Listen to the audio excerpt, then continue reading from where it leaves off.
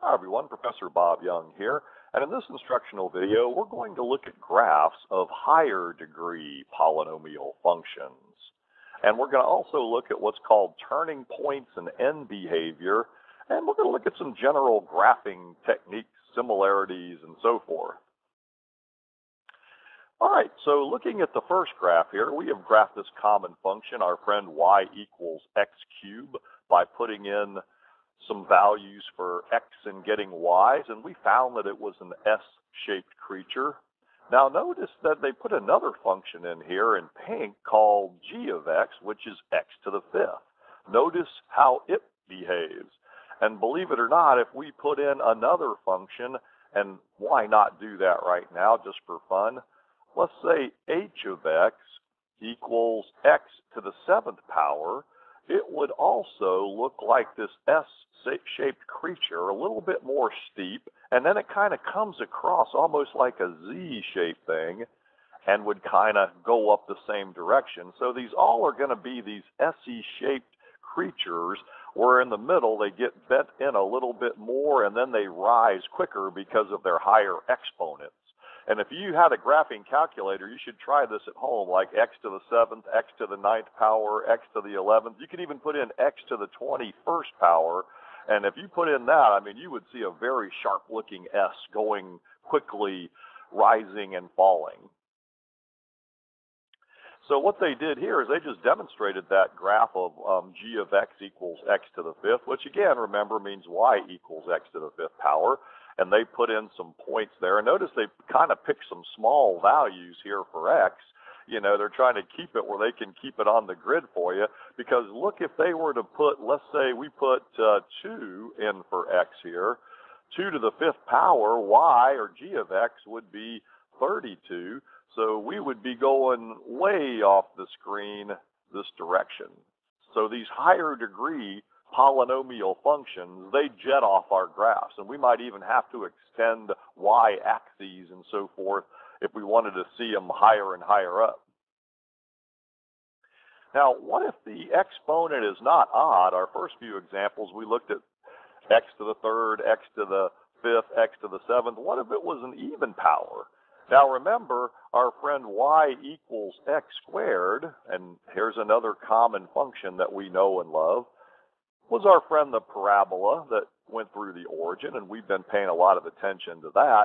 Now look at the graphs for f of x equals x to the fourth power, and x to the sixth power, and so forth.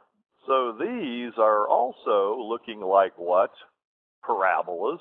And it looks like on the end here, and if I went up higher and higher here, if I threw another function in here, let me call it h of x, and let's say that is x to another even power 10th, what would happen is this would come down just like inside this pink here. And notice that the nose gets flatter as it gets here. It gets kind of flatter, and it would kind of come up this way. I mean, of course, we could put points in here and so forth too.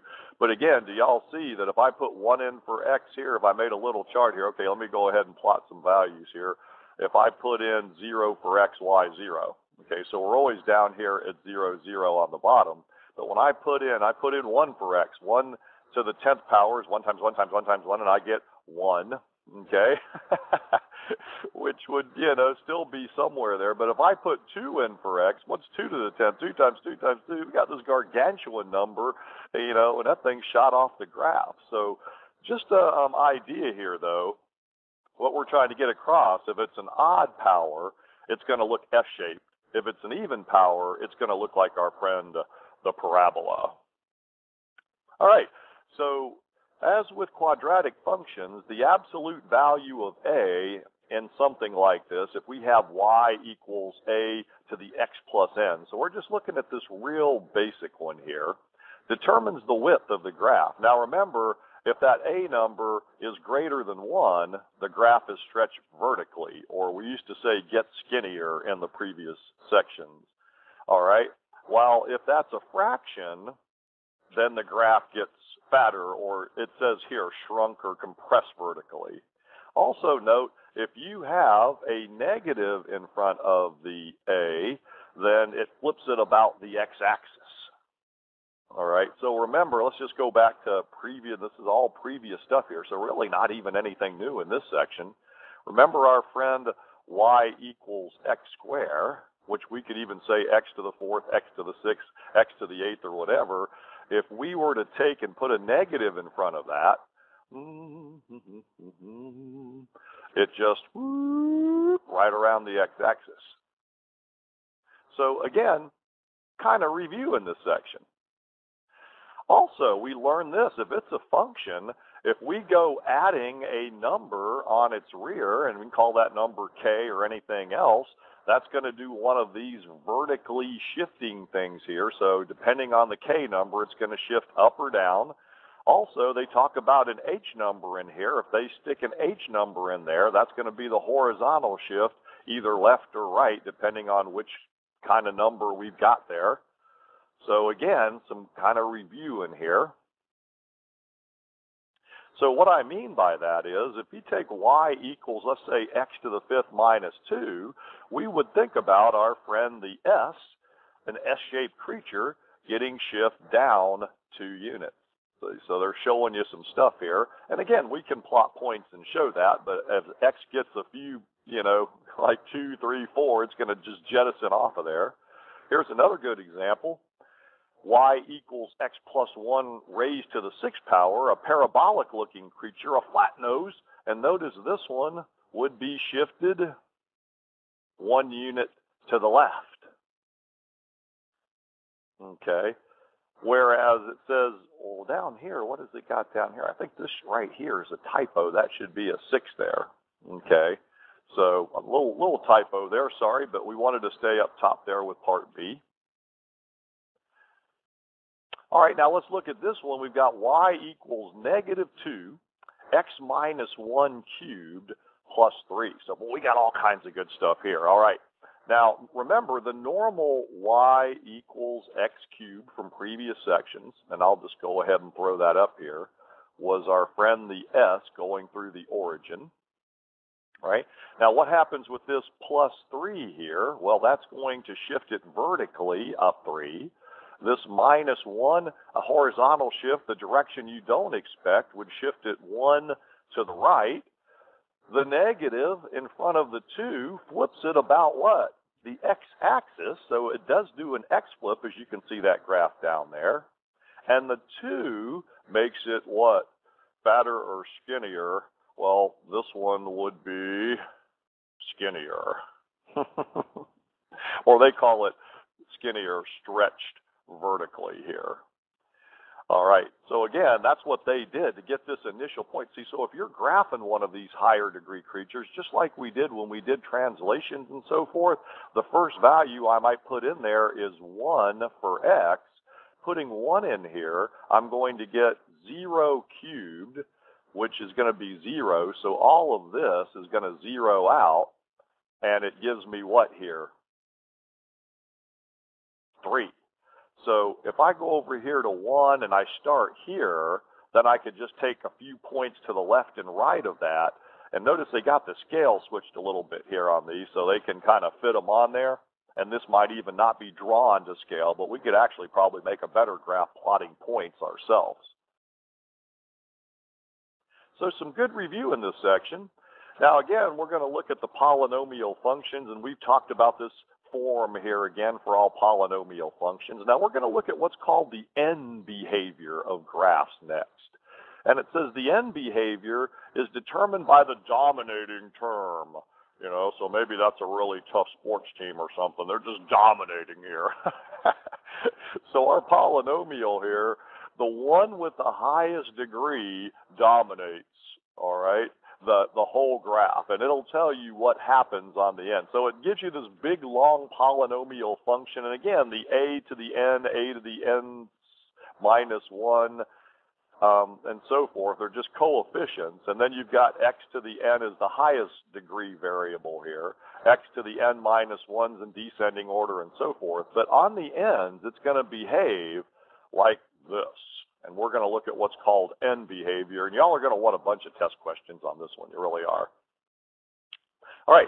So, for instance, if we have this function, 2x cubed minus 8x squared plus 9, it's going to have the same end behavior as just whatever 2x cubed would have. And remember, since this is positive and this is an odd power, and we're going to get into this more too, it's going to, on the ends, look like our friend the s. It's going to rise right and fall left.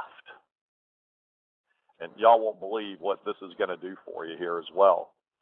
All right, now the arrows at the end of the graph look like those of the graph shown here. The right arrow points up and the left arrow points down. So if we were to graph the whole thing, you can see on the ends it does behave like our friend the s.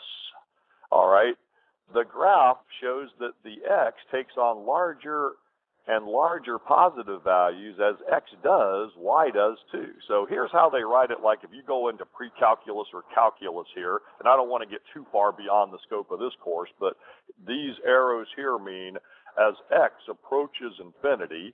Now they're looking at this part of it right here. Now if you think about that, that's going to keep going and going and going this direction on x. So it's going to go, maybe I shouldn't have put that below arrow to confuse anyone. Let's get rid of this. On x, that's going to keep going and going toward positive infinity. And as it does, it's also going to go toward positive infinity on y. So any of you going to pre-calc and calculus, boy, you're going to have some exciting things as far as what graphs, how they behave, and which direction they go and stuff. And notice for the same graph, as x approaches negative infinity, and that's this part of the graph heading downward, and it's going to keep going that way on x, y is also going to approach negative infinity. So just some cool things on end behavior. And then they just threw in one more graph for fun. Notice this one, as x is heading toward positive infinity, it's going to keep angling that way. Y is going toward negative infinity. And so this is just talking about the ends now. And as x approaches negative infinity on this one, so this one's angling that way on x, y is approaching, well, it looks like another typo here. Y is going that way on the end, so this should be positive infinity. Okay, boy, it's hard to find good help these days. Or Young's just got to get over this cold and start typing better. All right, so here is the handout in your care package. If you're a hybrid or lecture student, you have this handout here, and it's a very good one. I just did kind of a summary of this whole thing real quick here for you. And notice it says here, I like some books, and the pre-calc books call this the leading coefficient test, all right? But again, it's the one that dominates. So for example, the dominating power here, the first term, that's a positive 3 and an x to the 6th power. Since it's positive and that's an even power, its end behavior is going to look like our friend the parabola going up. Notice if you have a negative in front of that even power, it's going to do the x-axis flip, and it's going to look like our friend y equals negative x squared. So I like to use the basic ones to show you what happens with the higher ones. And this is actually what I'm going to put on the test. I'm going to give you some polynomial functions like this and just have you tell me which of the four it's going to be. Notice if it's the dominating highest degree is 2x to the 5th now, that this behaves like our friend the s, if that's positive 2 there, and it goes like our friend the s on the ends. And if it's negative, it does the x flip, if it's an odd power, and it just flips the other way. So this would be a nice little test here. So I'm going to see if y'all remember which way things go here. Don't peek at the answers. Don't look at the solution on the bottom. All right, so here we go. Here's some possible homework test questions. All right, this function, y equals x to the 4th minus x squared plus 5x minus 4. We don't give a rat you know what about the majority of that. Here's what we care about. What is it going to emulate on the ends, A, B, C, or D? You better say it's going to go this way. So that is the first answer. Let's see if you get the next one now. What if it's a negative x to the 6th power? Now, with it being negative and at an even power, look them over, think, don't peek at the answer. It should go like our friend negative x squared, downward. So that would be yes, choice A. I know hopefully after you see a few of these, you're going, Young, put a bunch of these on the test. I did put some. All right, how about our friend 3x to the third minus x squared plus 2x minus 4? Just from the ends, you can tell which one is it going to behave like. It's going to look like our friend x cubed with this dominating term here. Now, make sure these are arranged in descending order of powers, too, or at least make sure you pick off. Sometimes they don't put them in descending order. Yeah, so, and then it takes something and tries to make it mean. I wonder if I put any in different order. Now, I have all mine in nice order here, all my examples. I should have been sneaky and switch one in descending order or whatever, not descending order. That would have just been mean. And this one, of course, would be D, because it would look like the normal S, but with a negative, flips it about the x-axis. All right, so this is Professor Bob Young signing off. Keep up the good work.